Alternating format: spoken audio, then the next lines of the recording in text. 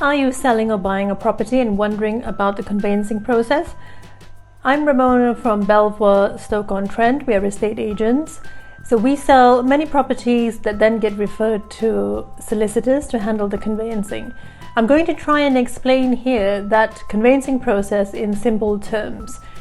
Firstly, it's not possible to specify a time scale, as that would depend on each house, every buyer, every seller, mortgage conditions, and all sorts of other issues that are within the solicitor's domain. What I'm going to do here is just lay out the different steps that solicitors tend to go through before they can get to an exchange and completion of the contract. Firstly, you hire an estate agent to sell your property.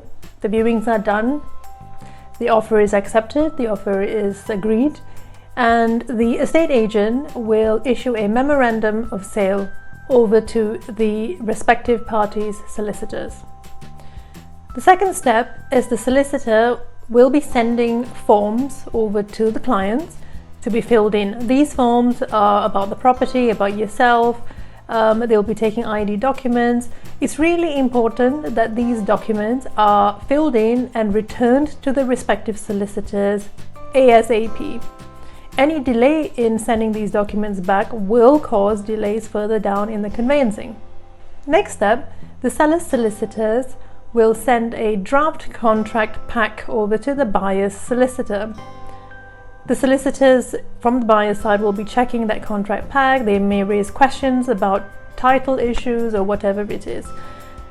The buyer's solicitor will also be in charge of sending off for searches with the local authority and all sorts of other things, because essentially they will be trying to gather as much evidence and information as they can about the property their client is about to buy. They will then be using the results of that to advise their buyer client whether or not to proceed with this purchase. The buyer also has to apply for a mortgage. So again, timescales can vary depending on the mortgage provider, depending on the application. All of these things are unpredictable, but it's important that buyers are checked ahead of time for affordability so they don't waste anyone's time. Buyers will also decide to send surveyors.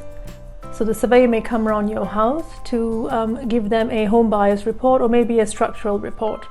Buyers will be considering the results of the survey, and they may use the survey to negotiate on price or any other issues relating to repairs.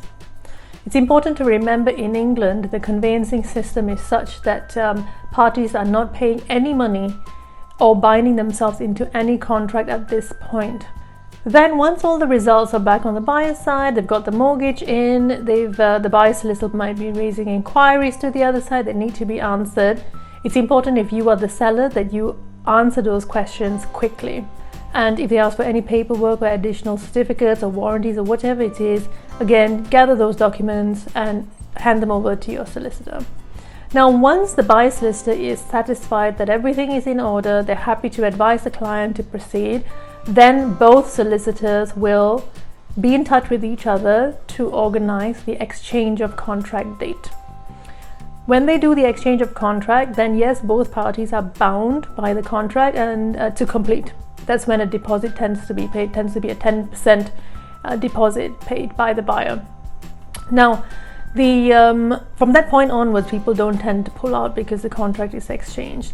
And then the next step will be the solicitors will still be doing some checks here and there, but generally they will be moving towards completion. Completion means when the mortgage company has sent the money or they've sent the rest of the deposit, and all of that will be tied up by the solicitors, and they will then confirm a completion date when monies are handed over from the buyer to seller, and seller then hands over the keys. Estate agent is involved again in the handover of the property.